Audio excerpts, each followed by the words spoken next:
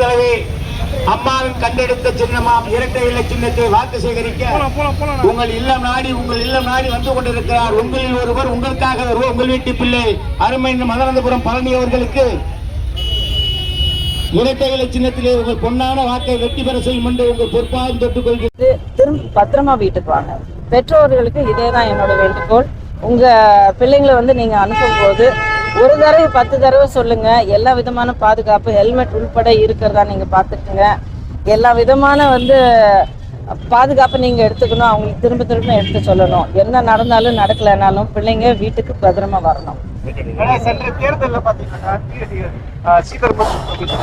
அதிமுக பழனி அவர்கள் வெற்றி வாய்ப்பை நழுவிட்டாரு. இந்த முறை எப்படி இருக்கும் நீங்க?